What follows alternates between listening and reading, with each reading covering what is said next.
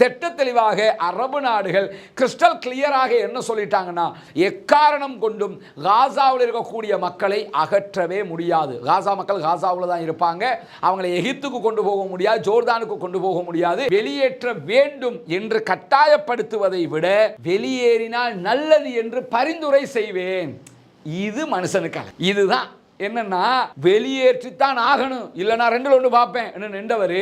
வெளியேறினா நல்லது தானேங்க, காசாவை கொஞ்சம் துப்புரவு பண்ணுவோமேங்க, அதை ஒரு டூரிஸ்ட் பிளேஸாக மாற்றுவோமேங்க, அமெரிக்காட்ட அது இருக்கட்டுமேங்க, இந்த மாதிரி என்ன பண்ணுறக்காருன்னா இறங்கி வந்திருக்கிறார். ஏன்னா இதைத்தான் நம்ம திரும்ப திரும்ப சொல்லி வந்தோம்.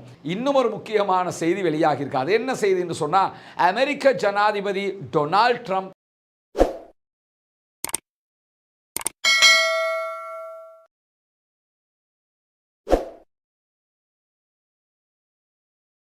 அன்பிற்கினிய சகோதர சகோதரிகளே, நம் அனைவர் மீதும் ஏக இறைவனுடைய அமைதியும் கருணையும் உண்டாகட்டுமாக என்கிற உயரிய பிரார்த்தனைகளோடு 35வது நாளாகவும் காசாவிலே ஏற்பட்டிருக்கக்கூடிய சமாதான உடன்படிக்கைகளுக்கு மத்தியிலே என்னவெல்லாம் நடக்கிறது என்கிற செய்திகளைத்தான் நாம் பார்க்க இருக்கிறோம். காசாவிலே இஸ்ரேலிய ஆக்கிரமிப்பு இராணுவம் தாக்குதலை ஆரம்பித்து இன்றோடு 505வது நாளாக யுத்தத்தினுடைய நாட்கள் கணக்கிடப்பட்டிருக்கின்றன. இந்த நிலையில தான் இன்றைய தினம் 6 இஸ்ரேலிய பணைய கைதிகளை உயிரோடு ஒப்படைத்திருக்கிறது பாலஸ்தீன விடுதலை அமைப்பு. அது மட்டுமல்லாமல் இந்த ஒப்படைப்போடு அவர்கள் ஒப்படைப்பதாக சொல்லி இருந்த 33 பணைய கைதிகளுடைய எண்ணிக்கை முடிவடைகிறது. முதல் கட்ட சமாதான உடன்படிக்கையும் நிறைவுக்கு வருகிறது எதிர்வருகிற மார்ச் மாதம் 1ஆம் தேதியோடு. இந்த நிலையில் இன்றைக்கு வெளியாகி இருக்கக்கூடிய பல முக்கியமான செய்திகளைத்தான் நாம் பார்க்க இருக்கிறோம். குறிப்பாக நமக்கெல்லாம் தெரியும், வியாழக்கிழமை மாலை இஸ்ரேலிடத்திலே 4 பணைய கைதிகளுடைய பாடிகள், ஜனாசாக்களை பாலஸ்தீன விடுதலை இராணுவம் ஒப்படைத்திருந்தது. அந்த உடல்களில், பாடிகளில் ஷிரி பிபாஸினுடைய உடலும் இருந்தது.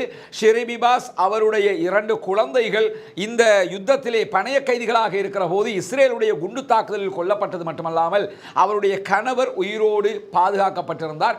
அவரை ஆல்ரெடி நடத்தப்பட்ட கேப்டிவ்ஸ் பரிமாற்றத்தில் பாலஸ்தீன விடுதலை அமைப்பு வழங்கி இருந்தது. இந்த நிலையில் வியாழக்கிழமை கொடுக்கப்பட்ட ஷிரி பிபாஸினுடைய உடலும் அவருடைய 2 பிள்ளைகளுடைய உடலையும் பரிசோதனை செய்ததில் அவர்களில் ஷிரி பிபாஸினுடைய உடல் அங்கு கிடையாது என்று சொல்லி ஒரு பதட்டமான சூழ்நிலை ஏற்பட்டது மட்டுமல்லாமல் பெஞ்சமின் நெதன்யாகு உள்ளிட்டவர்களே இது மிகப்பெரிய சர்வதேச விதிமீறல், யுத்த நிறுத்த மீறல் என்கிற வார்த்தைகளை சொன்னது மட்டுமல்லாமல் இதற்கு மிகப்பெரிய விலை கொடுக்க வேண்டி வரும் என்கிற எச்சரிக்கைகளை எல்லாம் சொல்லி இருந்தார்கள்.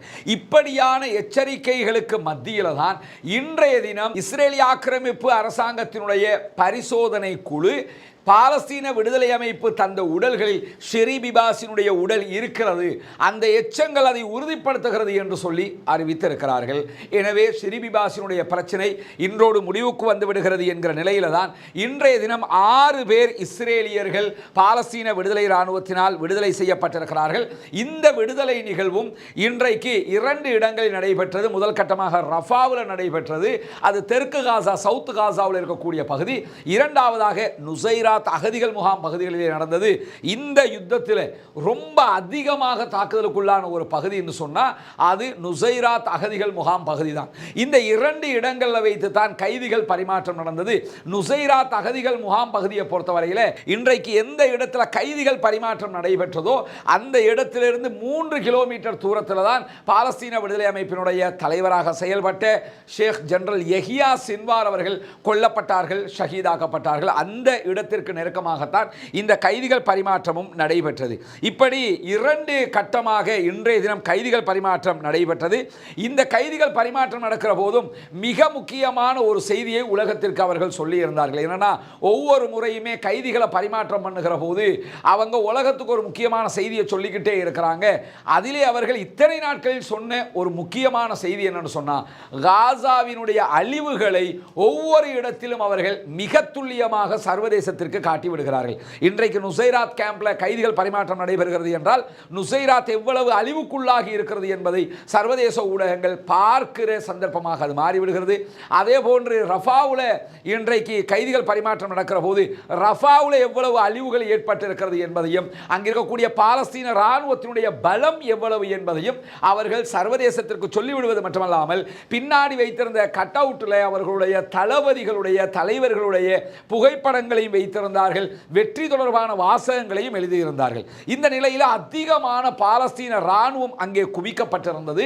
குவிக்கப்பட்டது மட்டுமல்லாமல் ஒரு பகுதிகளில் அக்டோபர் 7ஆம் தேதி 2023 இஸ்ரேலுக்குள் புகுந்து அவர்களுடைய ஆட்களை பணைய கைதிகளாக பிடித்த நேரத்தில் பாலஸ்தீன விடுதலை இராணுவம் கைப்பற்றியிருந்த இஸ்ரேலுடைய ஆயுதங்களும் இன்றைக்கு காட்சிக்கு வைக்கப்பட்டிருந்தது. அக்டோபர் 7th உங்க வெப்பனை எல்லாம் நாங்கள் கைப்பற்றியிருக்கிறோம், அந்த வெப்பன்ஸ் தான் இது என்று சொல்லி அவங்க அதையெல்லாம் கண்காட்சியாக வைத்திருந்தார்கள். அதையும் இன்றைக்கு சர்வதேச ஊடகங்கள் ஒரு செய்தியாக மாற்றியிருப்பது மட்டுமல்லாமல் அங்க நின்ன பாலஸ்தீன விடுதலை இராணுவத்தினுடைய ஆட்களை நம்ம பார்த்தோம்னு சொன்னா மிக பயங்கரமான ஆயுதங்களை எல்லாம் அவர்கள் கையிலே வைத்துக் கொண்டிருந்த காட்சிகளை பார்க்க முடிந்தது.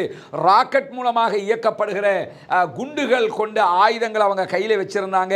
அதே போன்று கனரக துப்பாக்கிகள் அவர்கள் கையிலே வைத்திருந்தார்கள். இப்படி ஆயுதங்கள், பலமான ஆயுதங்களோடு தான் அவர்களுடைய ஆட்கள் நின்றிருந்த காட்சிகளும் அங்கே இருந்த நிலையில் பொதுமக்களும் ஆயிரக்கணக்கானவர்கள் இந்த காட்சிகளை காண்பதற்காக அங்கே திரண்டிருந்தார்கள். இந்த மாதிரியான ஒரு நேரத்தில் தான் இன்றைக்கு பணைய கைதிகள் விடுவிக்கப்பட்டார்கள். அதனுடைய காட்சிகள் சர்வதேச அளவிலே ஒரு முக்கியமான இடத்தை பிடித்திருக்கின்றன. இப்படி ஒரு சந்தர்ப்பமாக இது மாறி இருக்கும் போது இன்றைய தினம் விடுவிக்கப்பட்டிருக்கக்கூடிய 6 பணைய கைதிகளுக்கு பகரமாக இஸ்ரேலிய ஆக்கிரமிப்பு ராணுவம் 602 பாலஸ்தீனர்களை விடுதலை செய்கிறது. அதிலே 491 பாலஸ்தீன காசாவினுடைய கைதிகளில் 100க்கும் மேற்பட்டவர்கள் பெண்களும் குழந்தைகளும் என்கிற செய்திகளும் வெளியாகி இருக்கிறது. எந்த காரணமும் இல்லாமல் குழந்தைகளை கூட அவங்க சிறைப்பிடிச்சிட்டு போயிடுறாங்க.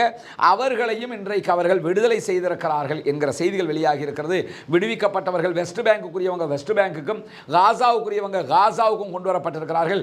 அதிலே தாங்க முடியாத நோயாளிகளாக இருக்கக்கூடியவர்கள் கெய்ரோவுக்கு மருத்துவத்திற்காக அனுப்பப்பட்டிருக்கிறார்கள் என்கிற செய்திகள் இன்றைக்கு வெளியாகி இருக்கிறது. இப்படியான நிலையில் இன்றைய தினம் இன்னும் ஒரு முக்கியமான செய்தி வெளியாகி இருக்கு. அது என்ன செய்தி என்று சொன்னால், அமெரிக்க ஜனாதிபதி டொனால்ட் ட்ரம்ப் தன்னுடைய காசா திட்டத்திலிருந்து தற்போது விலகி இருக்கிறார் அல்லது ஓரமாகி நின்று கொண்டிருக்கிறார் என்கிற செய்திகள் வெளியாகி இருக்கிறது. என்னன்னா, இந்த டொனால்ட் ட்ரம்ப்பை நம்ம அடிக்கடி சொல்கிறோம், அவரை நமக்கு எக்ஸ்பெக்ட் பண்ண முடியாது, அவர் எப்படி இருப்பாருங்கிறதெல்லாம் கணிக்க முடியாதவராக நினைச்சதை செய்யக்கூடிய ஒரு ஆளாக அவர் இருக்கிறாரு.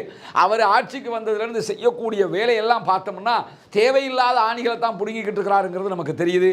கிரீன்லாந்தில் பிரச்சனை, அதே போன்ற பனாமாவில் போய் பிரச்சனை, சைனாவோட ஒரு எக்கனாமிக் வாரை ஸ்டார்ட் பண்ணியிருக்கிறாரு. அதே நேரத்தில் இவ்வளவு காலமாக ஆயுதத்தை கொடுத்து ரஷ்யாவோட சண்டைக்கு நில்லுன்னு சொல்லி உக்ரைனை தூண்டிய அமெரிக்கா இப்பொழுது டொனால்ட் ட்ரம்ப் ஆட்சிக்கு வந்ததுக்கு பிறகு விளாடிமிர் ஜெலன்ஸ்கியை உடனடியாக அவர் ஒரு டிக்டேட்டர், அவர் ஒரு அடக்குமுறை செய்யக்கூடிய ஆட்சியாளர் என்கிற வார்த்தைகளை எல்லாம் பயன்படுத்துகிறாரு. அவரோட முட்டி மோதிக்கிட்டு நிற்கிறாரு, ரஷ்யாவோட சமாதானமாக போயிருங்கிறாரு. இந்த மாதிரி அவர் செய்யக்கூடிய வேலையெல்லாம் பார்த்தீங்கன்னா எதுக்கு செய்கிறாரு, எப்படி செய்கிறாருங்கிறதையெல்லாம் யோசிக்கிற அளவுக்கு அவருடைய செயல்பாடுகள் மாறிக்கொண்டே வருகிறது. இப்படியான நிலையில் காசாவில் இருக்கக்கூடிய மக்கள் அத்தனை பேரையும் ஒட்டுமொத்தமாக ஜோர்தானுக்கும் எகிப்துக்கும் அனுப்ப வேண்டும். காசாவை நாங்கள் கைப்பற்றிக் கொள்வோம். காசாவை மத்திய கிழக்கினுடைய ஒரு சுற்றுலா தலமாக மாற்ற இருக்கிறோம். காசா அமெரிக்காவினுடைய கட்டுப்பாட்டில் தான் இருக்கும் என்றெல்லாம் ஒவ்வொரு கட்டமாக ஒவ்வொன்று பேசிக்கிட்டு வந்தவர் நேற்றைய தினம் வெள்ளிக்கிழமை சவுதி அரேபியாவினுடைய தலைநகர் ரியாதிலே சவுதி அரேபியா எகிப்து தலைமையிலே 5 முக்கியமான அரபு நாடுகள் சந்தித்து காசா தொடர்பான பேச்சுவார்த்தைகளை நடத்தியிருந்தார்கள். எதிர்வருகிற 4ஆம் தேதி மார்ச் மாதம் கெய்ரோவில் எகிப்தினுடைய தலைநகரத்தில் அரப் லீகினுடைய மாபெரும் மாநாடு காசா தொடர்பாக நடைபெற இருக்கிறது. இந்த மாநாடு நடைபெற இருக்கிற நேரத்தில் தான் நேற்று ரியாதில் நடைபெற்ற மாநாட்டில் திட்ட தெளிவாக அரபு நாடுகள் கிறிஸ்டல் கிளியராக என்ன சொல்லிட்டாங்கன்னா, எக்காரணம் கொண்டும் காசாவில் இருக்கக்கூடிய மக்களை அகற்றவே முடியாது. காசா மக்கள் காசாவில் தான் இருப்பாங்க. அவங்களை எகிப்துக்கு கொண்டு போக முடியாது, ஜோர்தானுக்கு கொண்டு போக முடியாது. அமெரிக்க ஜனாதிபதி டொனால்ட் ட்ரம்ப் ட்ரம்பினுடைய திட்டத்தை மொத்தமாக நாங்கள் புறக்கணிக்கிறோம் என்று சொல்லி அறிவித்திருந்தார்கள். இந்த செய்திகளை அப்படியே வைங்க. இப்போ உலகத்தில் என்ன நடக்குதுங்கிற அடுத்த கட்டத்தை பாருங்க. என்னவெல்லாம் நடக்கிறது? சைனாவோட ஒரு எக்கனாமிக் வார் போய்கொண்டிருக்கிறது. சைனா மாறி அமெரிக்காவுக்கு தேவையான அளவுக்கு வயிறு நிரம்புறதுக்கு கொடுக்கிற அளவுக்கு தேவையான டேக்ஸுகளை விதிச்சிருக்கிறாங்க, வரிகளை விதித்திருக்கிறார்கள். அடுத்த பக்கம் நீங்க கனடாவை எடுத்துக்கிட்டோம்னா, கனடாவை நாங்கள் எங்களுடைய ஒரு நாட்டினுடைய ஒரு பகுதியாக மாற்றுவோம் என்கிற அளவுக்கு டொனால்ட் ட்ரம்ப் பேசியிருந்தார்.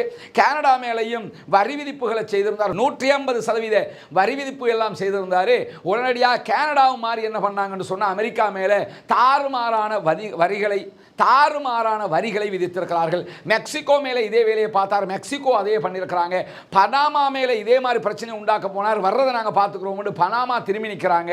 ரஷ்யாவில் உக்ரைனுக்கு எதிரான யுத்தம் நடைபெற்று வருகிறது.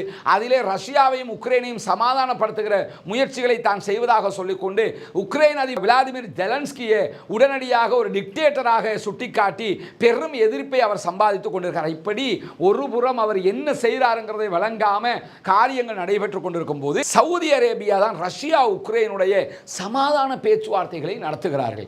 இந்தியா ரொம்ப நெருக்கமாக சவுதியோடு செயல்படுகிறது. சீனா சவுதியை தவிர்க்க முடியாத ஒரு சக்தியாக ஏற்றுக்கொண்டிருக்கிறது.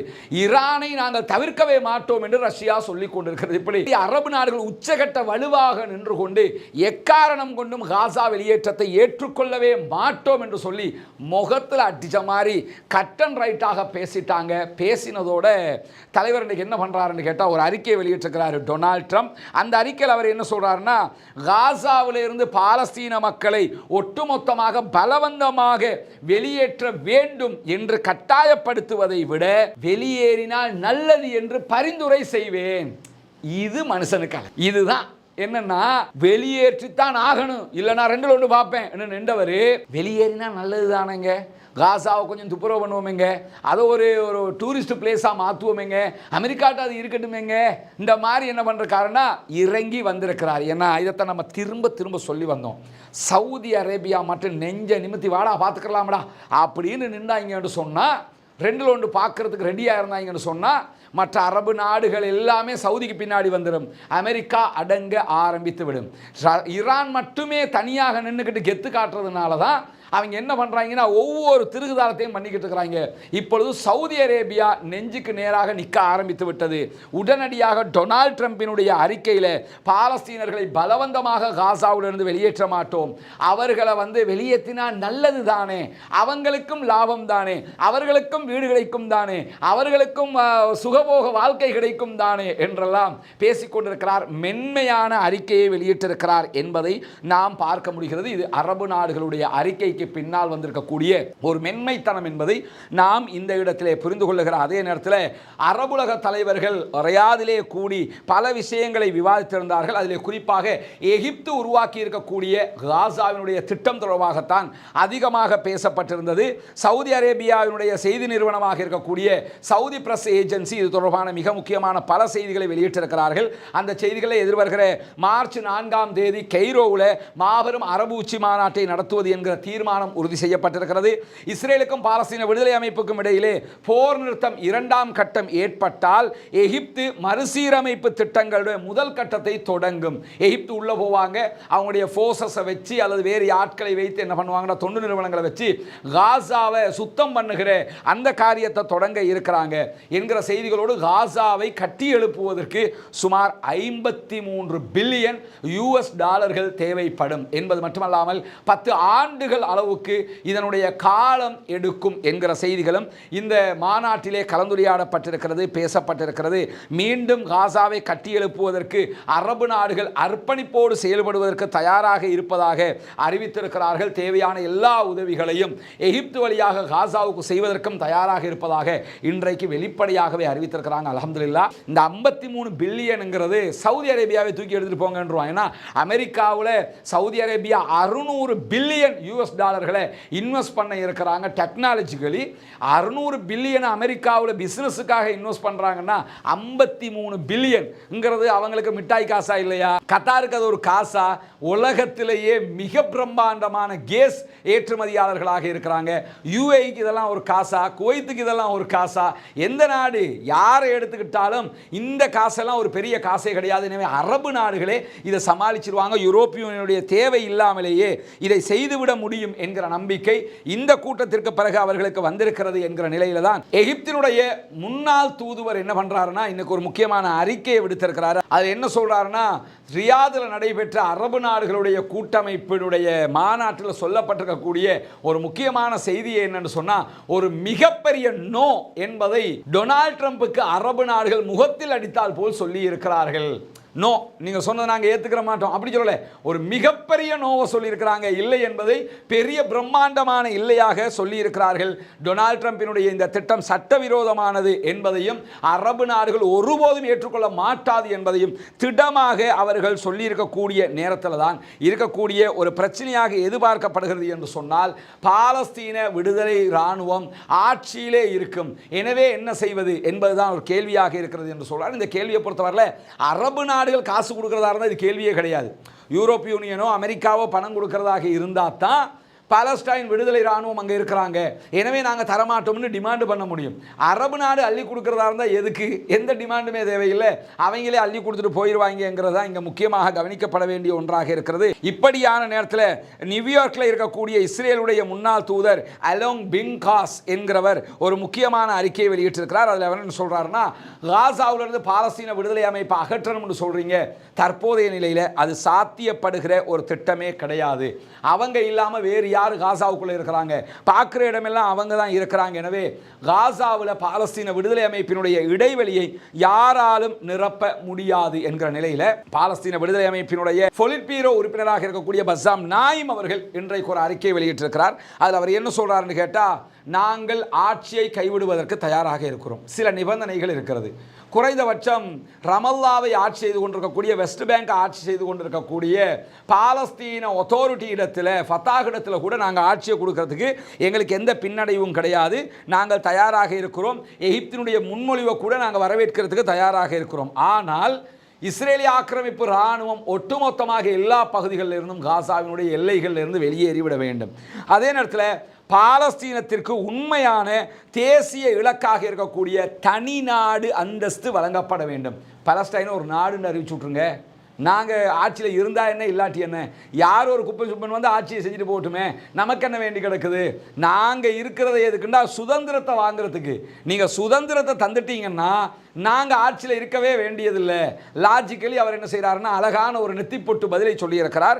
எனவே நீங்கள் பாலஸ்தீனத்துக்கு தனி நாடு சுதந்திரத்தை தந்துடுங்க, நாங்கள் ஆட்சியில் இருந்து ஒதுங்கிக் கொள்கிறோம், எங்களுடைய சுய நிர்ணயத்தை வென்றெடுக்கிற வரைக்கும் இதனை நாங்கள் தொடருவோம் என்று சொல்லி பஸ்ஸாம் நாயிம் அவர்கள் இன்றைக்கு பகிரங்கமாக அல் ஜசீராவுக்கு வழங்கியிருக்கக்கூடிய பேட்டியிலும் இந்த கருத்தை சொல்லியிருக்கிறார். அறிக்கையாகவும் அதனை வெளியிட்டிருக்கிறார். எனவே அரபு நாடுகளுடைய அப்ரோச்சும் அரபு நாடுகளுடைய நடவடிக்கைகளும் பாராட்டுக்குரியதாக இருக்கிறது. இந்த மாதிரியான செயல்பாடுகளால் தான் நமக்கு வெற்றி கிடைக்கும் என்பது நமக்கு தெரிகிறது. டொனால்ட் ட்ரம்பே பின்வாங்குகிற ஒரு நிலை தற்போது உருவாகி இருக்கிறது. அல்ஹம்துலில்லாஹ். பாலஸ்தீன மக்கள் வெற்றி பெற வேண்டும், பாலஸ்தீன மக்கள் சுதந்திரம் அடைய வேண்டும், பாலஸ்தீன மக்களும் நம்மை போன்ற நிம்மதியானவர்களாக மாற வேண்டும் என்கிற பிரார்த்தனை அல்லாஹ்விடத்திலே முன்வைக்க தவறிவிடாதீர்கள். பாலஸ்தீன மக்களுக்காக ஜனநாயக ரீதியாக குரல் கொடுக்க மறந்து விடாதீர்கள். ரஸ்மின் எம்ஐஎஸ்சி நியூஸ் என்கிற நம்முடைய சேனலை சப்ஸ்கிரைப் செய்யாத சகோதரர்கள் உடனடியாக சப்ஸ்கிரைப் செய்து கொள்கிற அதே நேரம் ரஸ்மின் எம்ஐஎஸ்சி அப்டேட்ஸ் என்கிற நம்முடைய சேனலையும் இணைந்து கொள்ளாதவர்கள் உடனடியாக இணைந்து கொள்ளுங்கள். வாட்ஸ்அப், டெலிகிராம் உள்ளிட்ட சேனல்களை இணைய விரும்புகிறவர்கள் கீழே டிஸ்கிரிப்ஷனில் இருக்கக்கூடிய அந்த சேனலுடைய லிங்கினூடாக நீங்கள் இணைந்து கொள்ள முடியும். நம்மை ஃபேஸ்புக், இன்ஸ்டாகிராம், டிக்டாக் அதே போன்று எக்ஸில் தொடர விரும்புகிற யாராக இருந்தாலும் ரஸ்மின் எம்ஐஎஸ்சி என்கிற பெயரை டைப் பண்ணி நீங்கள் ஃபாலோ செய்து கொள்ள முடியும் என்கிற செய்திகளையும் கூறிக்கொண்டு முடித்துக் கொள்கிறேன். வாஹிரு தஅவானா அல்ஹம்துலில்லாஹி ரப்பில் ஆலமீன்.